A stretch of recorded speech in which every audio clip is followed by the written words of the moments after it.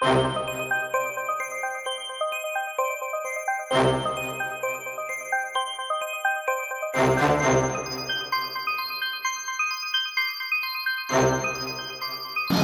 j'ai lu les arrêtés et franchement, j'ai beaucoup apprécié.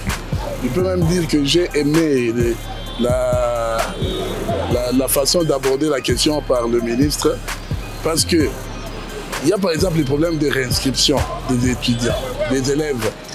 Un élève qui a toujours étudié dans la même école et l'année suivante, il doit encore payer des frais pour une réinscription. Ça n'a pas de sens. Parce que l'enfant est reconduit, il a déjà eu son bulletin et il devait, à notre époque, en tout cas, on étudiait gratuitement. Le problème ne se posait pas. Il y a aussi le problème de tests pour les enfants, bien que là, il y a à boire et à manger parce qu'il y a quand même des niveaux. Des écoles qui ont un certain niveau, qui veulent que leurs élèves aient aussi un certain niveau, c'est pour ça qu'ils font passer les tests. Mais la décision du ministre n'est pas mal aussi pour éviter une sélection préméditée, en quelque sorte. Bon, en bref, je suis d'accord avec le ministre sur tous les plans, sur tout ce qu'il a dit. Et je suis heureux parce qu'il y a aussi 2 enfants qui sont encore à l'école secondaire. Vraiment, là, tout bon amitié. Tout ça, ma difficulté, ma casse, c'est un beau gros, mon la tête, donc difficulté d'avoir ma casse. Para tout, para presque n'y a pas de parce que la difficulté, mon à la tête, donc demain il y a ce côté vraiment bazolé là. Comme maintenant bazu ba mon côté. Le temps la foot batute, donc c'est un peu ça. Vraiment de bon amitié. Presque biso nyo sona lo bakaka. Mboka mobimba. Le temps de asunga ba para après ça bango ba mbongo après ça ba moyen ya misolo po baluka kozonga sabana kilasi.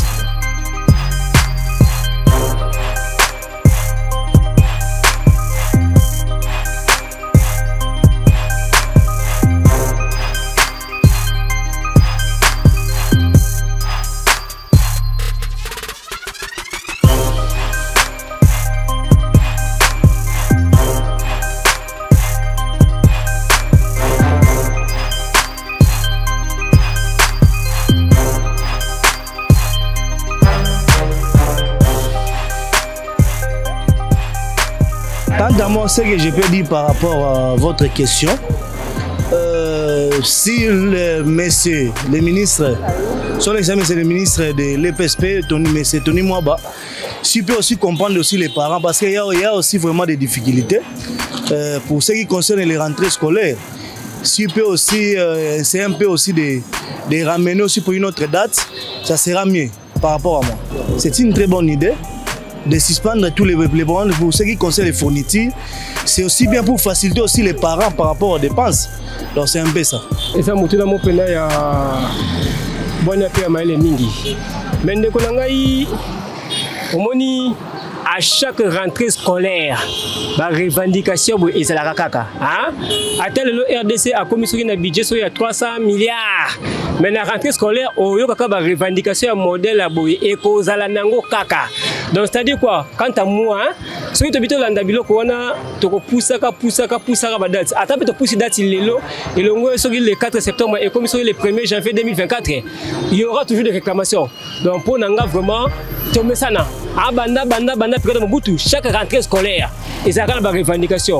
Mais malgré ça, tu avanceras. RDC tu avanceras dans le qui foula, dans le qui malou, dans le qui mbutu.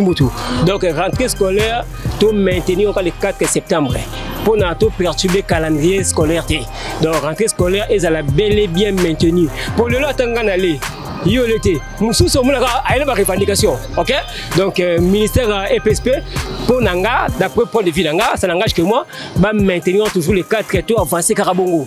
Pour attendre pousser les lots, chaque jour, il y aura toujours des revendications.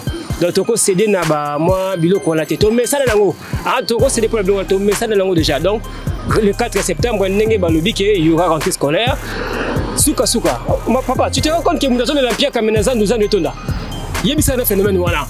Bonne année, toi, ton été, mon été. Mais on remarque Baba Retonda, bon tel Etonda. tozala nzala mais kende naza musiko bato bazosomba on comprend donc eza kino ezeki to marchaka bongo rentrée scolaire pour nanga il faut la maintenir toujours le 4 septembre et le ciel ne tombera pas pour éviter retard à perturbation scolaire.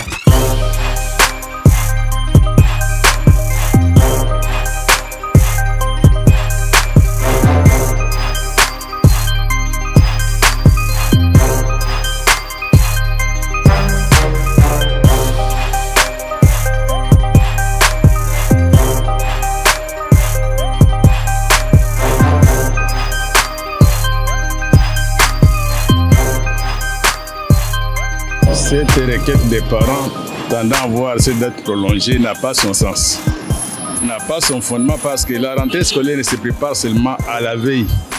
Tout parent sait bel et bien que quand on donne les vacances, il prépare aussi la rentrée et ce n'est pas la veille qu'on doit préparer ça.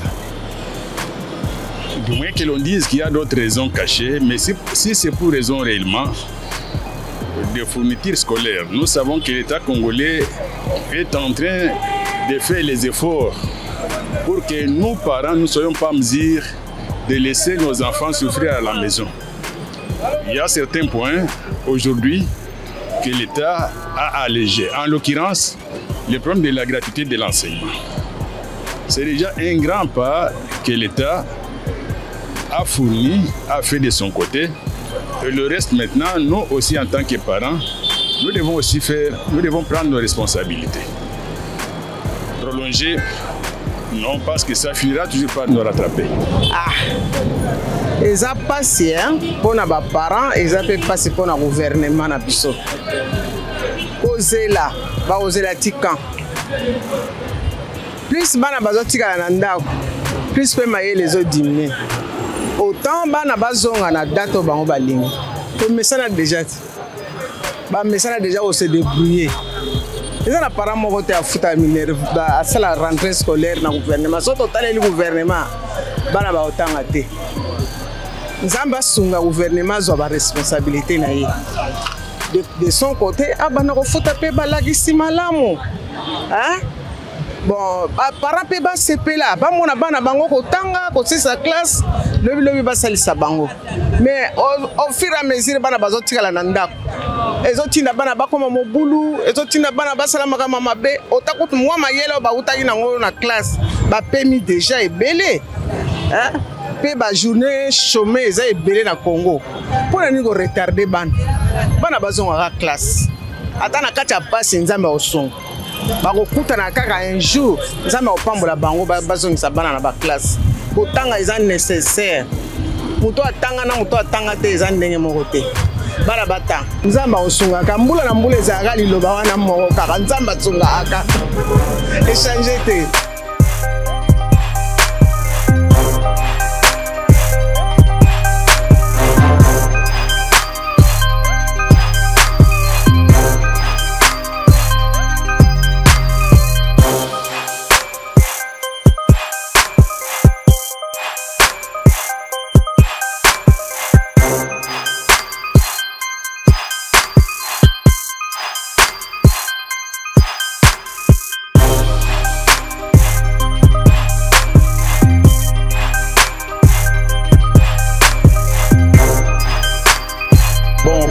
Pour sa rentrée scolaire, vraiment, ils ont un peu passé vraiment pour l'éducation à Bana. Donc, le Congo a l'État n'a vraiment pour na taux ya dollar. Ils ont vraiment les colos ya makasi. Yango moni ba para baza un peu na difficulté.